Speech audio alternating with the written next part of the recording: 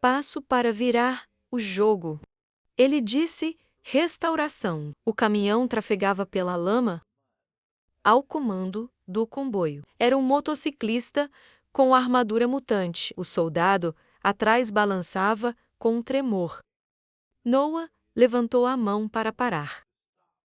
O passageiro olhou pela cabine.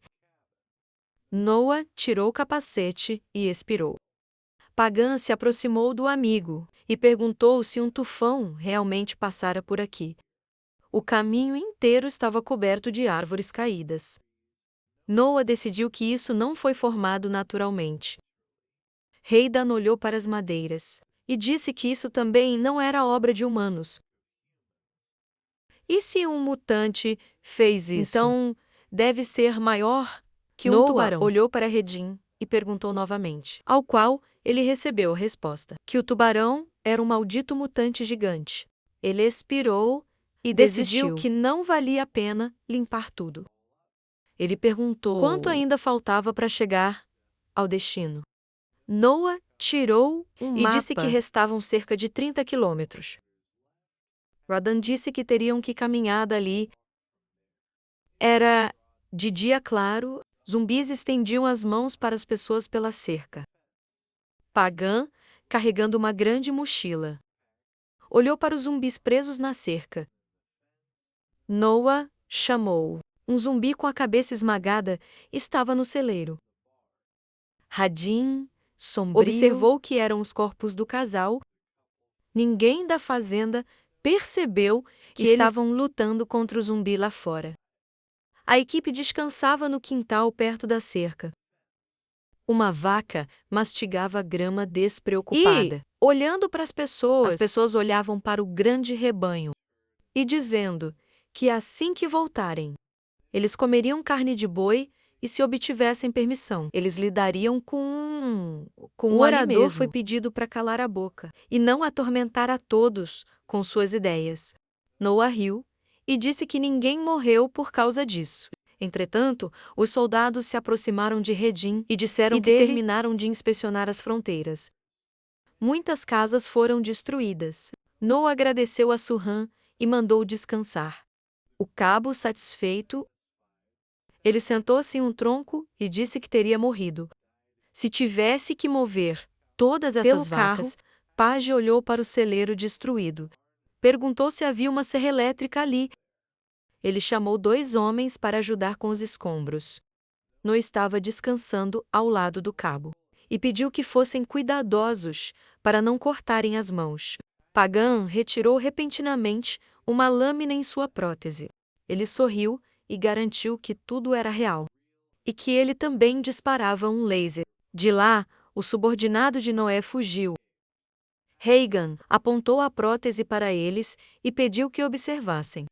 Ele fez um ruído de tosse. O cabo caiu ao chão, rolando e gritando de dor. Noah riu e disse que sabia que os novatos teriam. O soldado pulou. Risou e disse que precisavam aprender mais sobre a vida. Noah disse que o cabo sabia mais do que qualquer um, porque ele era um soldado. O cabo olhou para o Noé com desagrado e perguntou por que sempre o chamavam de soldado. Porque ele foi desmobilizado. Ele pediu para ser chamado de sargento nessa situação. Radin pegou os 2 debaixo do braço. Eles foram procurar uma serra elétrica. Eles entraram na casa. Radin mandou que se dividissem em grupos de 4. Noah pediu para carregar a faixa de corrente na caminhonete. Estava no garagem. E o resto ficaria aqui com Sirhan. E guardar as fronteiras, pediu o cabo. Surpreendido-se, Noah iria com Heigan sozinho. Noah que os 2 encontrariam tudo rapidamente. E pediu para não se preocuparem, pois em caso de perigo, eles pediriam ajuda. Heigan franziu o senho para o cabo e perguntou por que ele sorria. Ele respondeu porque preferiam a vida simples às dificuldades.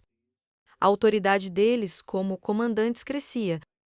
Pagan apertou o punho e disse que tudo era por causa disso. Caíram nas palavras doces de Ian. Agora ele os tratava como cães. Os homens estavam sentados à mesa. Noa disse que os elogios não diminuiriam o trabalho. Enviou para escavar a estrada até torná-la intransitável. Caiu a noite. Os homens decidiram descansar hoje e começar a trabalhar amanhã. Chegou o dia, muitos sons vinham da floresta. Um beija-flor procurava comida. Pagã estava em frente a ele e disse no rádio: ele não encontrou ninguém na área. Uma voz veio do rádio, perguntando se havia algo suspeito na área. Agem disse que ele parecia ter saído para caminhar. O pelotão de corporais estava limpando a estrada de detritos. Nesse instante, o cabo falou: tudo estava indo conforme o planejado. Pagião olhou ao redor, sombrio, e pediu cautela ao pelotão, enquanto derrubavam a floresta. Pagã se agachou ao lado do trilho. Ele tirou o rádio. Ele disse ter encontrado vestígios de um sobrevivente. Ele pediu para dar um sinal e solicitar reforços. Fumaça amarela encheu o ar. O bosque estava silencioso. Pagena avançou e olhou ao redor. Ele viu uma pilha de lenha. Um cara grande de cabelo vermelho estava cortando lenha. Birraidan sumiu entre os arbustos e viu que era uma garota. Ele abriu os olhos surpreso. A garota exalou e começou a descansar. A garota pergunta: pensa quem é? O homem ergue as mãos, quando ela percebe que não parece ser um monstro. A ruiva aperta os dentes, perguntando qual é o objetivo dele e o que significa aquele sorriso. O homem fecha os olhos, repreendendo-se, aproveitando a voz de uma mulher nessa situação. Sem desistir. Ele diz que não fala inglês bem. Eles são um serviço de emergência e querem salvar a garota. Ela se surpreende e pensa que ele pode ter remédio. O homem apenas nega com a cabeça. Risando, a garota diz que, apesar de se apresentar como um serviço de emergência, não há motivo para confiar nele. Então ela pergunta como ele chegou. A ruiva fica irritada quando o homem repete a frase. Sobre não entender bem, ela afirma sério que não há comida. E eles próprios têm passado fome há muito tempo. E ela acha que ele estava de fato por perto, próximo O convidado dela se surpreende com isso. Uma borboleta pousa em um tronco. E o homem diz que deixou sua mochila ali perto. Então ele pede para ela esperar. Uma pequena casa é mostrada, comida vaza da mochila.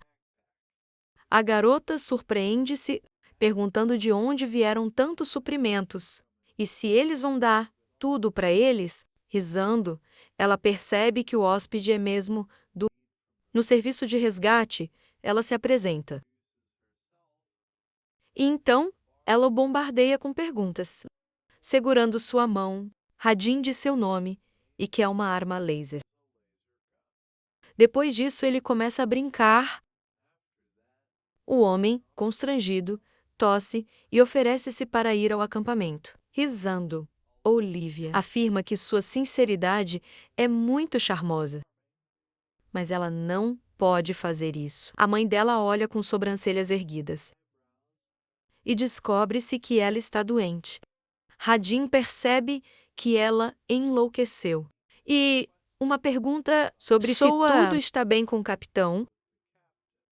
Ele relata no rádio que está conversando com sobreviventes. Os jovens se sentam e o homem afirma ter companheiros. Eles têm um médico. A garota se surpreende. Ela baixa os olhos, percebendo. Ele não sabe o quão perigoso é o lugar.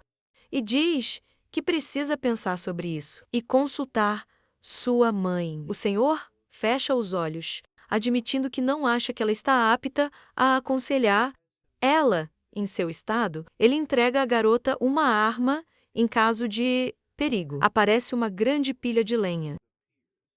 O homem dá um passo à frente. Ele percebe tenso o cheiro de um cadáver. Olivia está atrás dele e ele a chama, inspecionando a estrutura. Hadan suspeita que possa ter um zumbi dentro. A garota o detém rapidamente. Ela estende a mão. O homem vira-se indignado.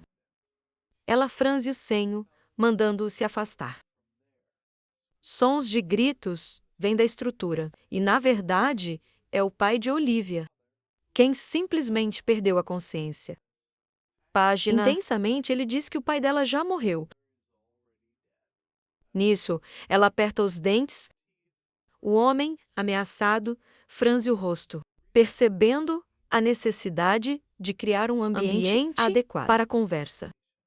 Ele alcança a estrutura. A garota avança e arremessa-se nele. De repente, Hadian esquiva. Ele agarra Olivia pelas costas. O homem a segura para não cair. Mostra-se uma pequena casa. O homem segura as alças do carrinho. A mãe da menina pergunta onde estão e o que aconteceu com a filha dela. A pajem apenas a olha sério. Descobriu-se que Olivia está em seu ombro. O céu azul é visível. Os jovens se alegram com a chegada do capitão. O homem coloca a garota no chão, dizendo que são sobreviventes. Um dos membros da equipe pergunta por que ela está inconsciente. E se ela fosse mordida? Olivia está deitada, os olhos fechados. E descobriu-se que ela não quis ouvir. Então ele teve que desacordá-la. Todos o olham surpresos, pensando que as pessoas não são salvas assim. Pagena pergunta o que há de errado com seus rostos e afirma que a garota protege os zumbis. Na frente da Foi difícil conversar com ela lá, então ele a trouxe aqui. Um céu azul claro é mostrado e ouve-se sobre a necessidade de ligar para Jason para convencê-la quando ela acordar. Uma casa de pedra é mostrada. O homem abre os olhos, descobre que Olivia acordou. E ela não sabia onde estava. A porta está levemente aberta. E uma voz vem de lá. A garota pega um e fica de guarda. A pajem alimenta sua mãe. Olivia se surpreende. A mulher, entretanto, parece satisfeita. O homem direciona sua atenção para o observador. O homem pede que ela saia, pois acordou. Um dos caras segura uma arma. Quando se pede que ele ligue para Jason, a pessoa que chegou sorri. Se apresentando, Olivia cruza os braços sobre o peito. Dizendo o nome dela, ela pergunta de forma contente: quem deu permissão para Haugan mover lá, aqui? Ela é informada que estava constantemente em perigo. A garota franze o senho quando o homem afirma: ele não matou o pai zumbi dela. Porque a regra do acampamento é que se um membro da família se transformasse em zumbi, os outros membros da família devem acalmá-lo. Pagante, sério. Observa que Olivia nem pensou em matar o pai. E como ela não iria matá-lo, era perigoso para eles ficarem por perto. Então, ele a transferiu para um lugar seguro. A garota diz descontente que voltará lá.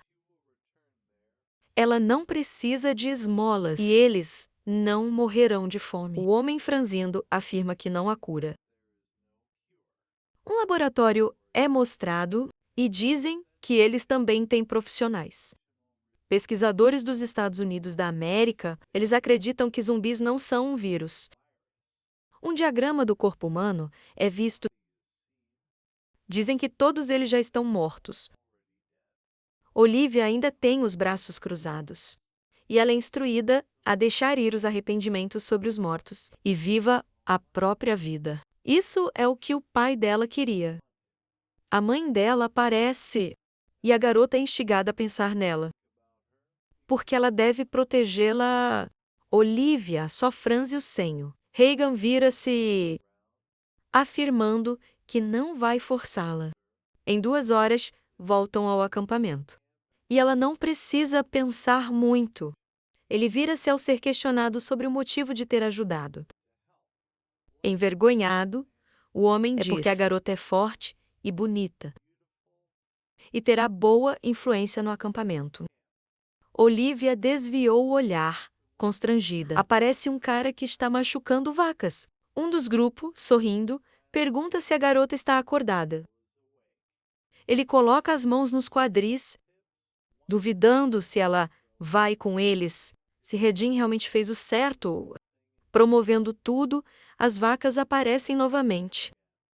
E dizem assim que os caminhões chegarem da cidade, eles sairão imediatamente. O homem, surpreso, elogia o Senhor Aná, mostra uma casa de pedra. E uma pergunta é feita se a garota decidiu correr. Olivia diz que precisa arrumar as malas. Hagen sorri para isso.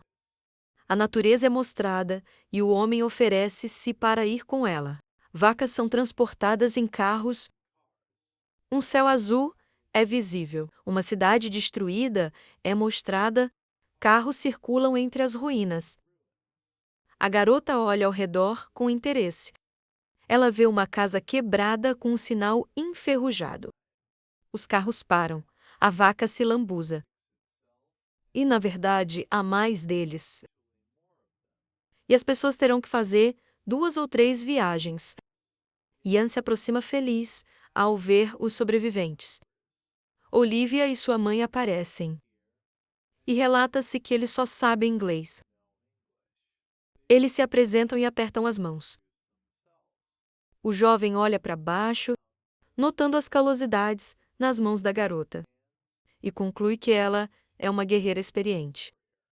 Ele pede seriamente ao homem para levá-los à cozinha. Agora mesmo, para registrar exame médico e treinamento básico militar. Jean se aproxima da mãe de Olivia e descobre que ela é demenciada. A garota começa a ficar irritada, dizendo que o jovem os trata como gado. A isso, ele diz calmamente: ele só queria verificar o estado dela, porque são sobreviventes. Olivia franze o rosto, olhando para trás com desagrado. Ela cruza os braços sobre o peito. E Yanã diz que mandará a mãe dela para a ilha. Para que ela se cure, a garota precisa trabalhar duro. Para ela e sua mãe. Um caminhão aparece e o garoto pede aos motoristas que descansem. Eles podem voltar? Ele pressiona um botão no carro. E a Han, ela dirige o carro. Os meninos observam o carro passar. A cidade destruída aparece. 2 homens estão no carro. Olivia o olha, questionando, perguntando por que estão olhando para ela sorrindo. Hayden diz que talvez seja porque ele a olha mais. Quanto mais ela parece bela, ela não reage, indagando se ele é ingênuo ou está brincando com ela. E questiona se o garoto é o líder. Ela olha para baixo, chamando-o de pequeno e desrespeitoso. Jason direciona sua atenção para o homem. Quem disse isso? Não é legal falar assim do capitão. Ele fala alegremente sobre algo. E Olivia pensa que todos parecem obcecados com o garoto. Grandes casas são mostradas. A menina olha para cima, surpresa, indagando se este é o seu quartel-general, e resulta ser um posto de controle. À porta do acampamento, um lago é visível. E ouve-se uma frase sobre como os barcos atracam e partem aqui. Várias vezes ao dia, em 24 horas, a pessoa conseguirá chegar à primeira ilha. A garota surpreende-se, chamando o posto de incrível. Os jovens entram no prédio. Eles poderão deixar seus pertences pessoais. E aqui estão as roupas. Eles precisam se lavar bem na ducha. E então, siga para o próximo quarto. Mostra-se um chuveiro com um fluxo de água. Olivia surpreende-se com a água quente.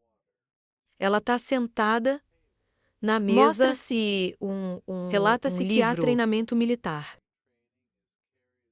No contexto teórico, no treinamento de combate, independente da posição que as pessoas ocupam no acampamento. Este é um curso obrigatório de autodefesa. O homem pede felizmente a Olivia que venha amanhã. Ao mesmo tempo, se ela quiser se registrar como moradora, por enquanto, ela pode olhar ao redor. Voltando, ele pede a Jasmine que dê um passeio. Olivia sai, mas vira a cabeça ao ser informada. Se ela se recusar a se registrar como moradora, então entra em Oakland. Será considerado trespassar. Então ela precisa ter cuidado. E é aconselhada a ir o mais longe possível. Ir o máximo possível. Ela vira e é informada que, se ela for flagrada aqui, será morta. Pergunta-se por que é assim. O homem sorri ameaçadoramente, dizendo que é o método do Camp Ohana. A causa da perturbação, as meninas observam de cima. As pessoas exiladas aqui aparecem. Eles perguntam qual é o problema. Jasmine, assistindo, afirma que o problema é que este é o seu território, que libertaram dos zumbis. O chefe deles declarou esta área como território do Afeganistão e luta para defendê-lo. Um soldado com uma arma aparece e é informado que, por isso, todos têm escolha. Junte-se, deixar ou lutar. Olivia olha para a lata de refrigerante e pergunta de onde vem a eletricidade. Porque ela achava que não havia nada mais incrível. Mas este lugar é como uma cebola. Quanto mais você descasca, mais surpreendente fica. A escada aparece. A garota sai pela porta. No andar de cima, uma vista magnífica surge à sua frente. O que a surpreende, ela sorri, notando que é como um reino medieval. A lua surge no céu escuro. A mãe de Olivia está na cama. A garota segura um livro, pensando em como se registrar como residente significa aceitando todas as regras e punições. A capa do livro é mostrada e o barulho de flatulência. Que o período de graça de 24 horas é necessário. Não para que ela possa decidir se quer viver no acampamento, mas para que ela possa se perguntar. Então ela está pronta para viver pelas regras deste belo lugar. Olivia abre o livro, notando que cada cargo exige 50 horas semanais de trabalho. Semana de trabalho de 40 horas. E acha que essas não são mais condições de trabalho. O autor dessas regras provavelmente poderia criar uma ótima empresa sozinho. Olivia sorri, achando que isso é, exceto os gerentes. Ela folheia as páginas, afirmando que algumas das regras aparecem um pouco perigoso, mas parece um guia de sobrevivência, escrito de experiência pessoal. De repente, ela se surpreende com algo. Descobriu-se que os líderes do acampamento, as ordens têm prioridade sobre todas as outras regras. O livro cai no chão e o pensamento soa sobre isto é uma ditadura. Todo o poder está nas mãos de uma pessoa. E isso está escrito no manual. A garota vai até a janela. Ela lembra de Yuhan. Olivia toca o vidro com a mão, percebendo que ela não gosta disso. Ela parece triste. O pensamento é sobre como este acampamento é estranho. Mas, no geral, ela gosta. Uma casa preta é mostrada. E relata-se que a garota viverá aqui. O homem sorri, pedindo que ela assine aqui primeiro. Isso lhes dá o direito de restringir sua liberdade. A garota vira quando eles dizem para não se preocupar. Enquanto ela é treinada, eles farão tudo possível cuidar da mãe. O Centro de Treinamento Militar de Oakland aparece à vista. Há alguns homens no prédio. Outro grupo de pessoas surpresas é visível. O homem de boné vermelho diz ser líder do quarto grupo de busca. Além do instrutor, Quem os transformará em pessoas? Rindo, ele afirma que a partir de agora, eles ganharão experiência. Então, eles não podem reclamar, mesmo que morram. Um aluno começa a rir, perguntando que tipo de bobagem é essa. Olivia, incomodamente, destaca que não é hora de rir. O homem pergunta ameaçadoramente se o rapaz é engraçado. Todos se esticam com a sua observação. Eles olham pro instrutor e sugere-se que, à medida que o silêncio se prolongava, as pessoas na plateia começaram a tremer. A cada dia, mais parecidos com cães antes de um caçador de cães. Pessoas são mostradas correndo e relata-se que passaram o próximo mês treinando até o cansaço. Uma garota adoecerá. Ela tá e o homem afirma que pode rastejar mais rápido do que ela.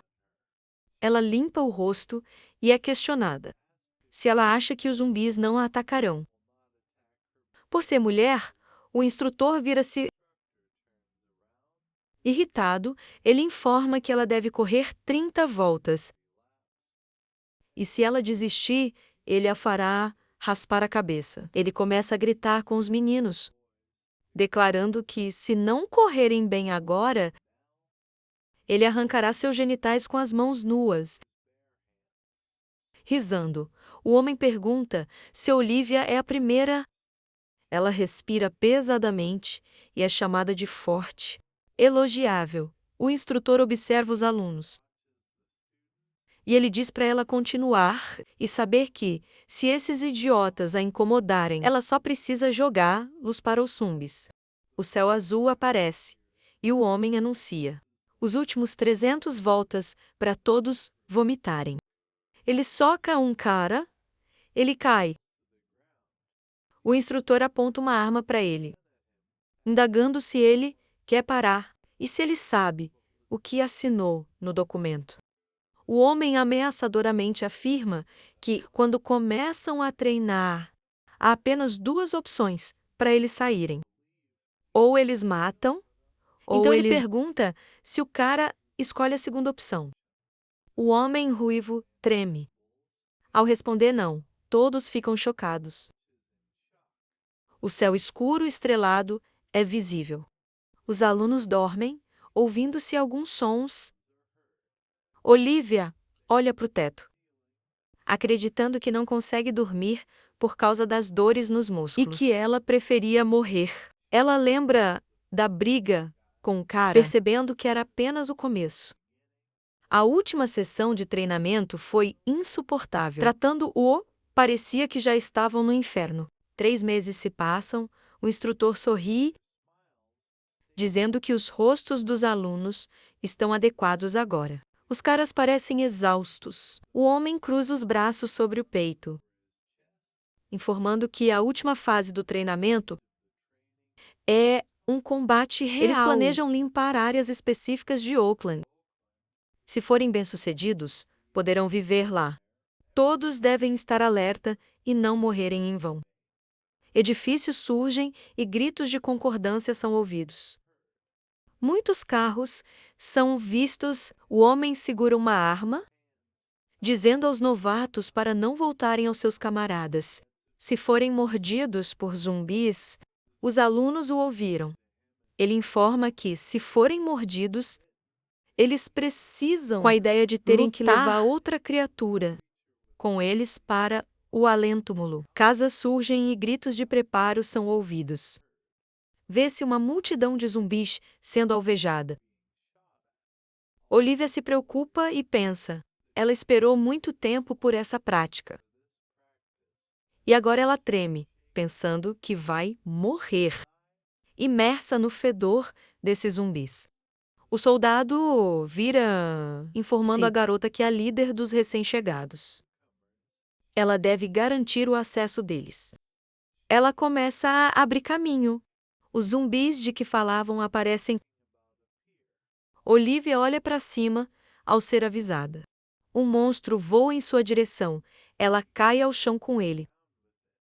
A garota segura a arma firmemente nas mãos.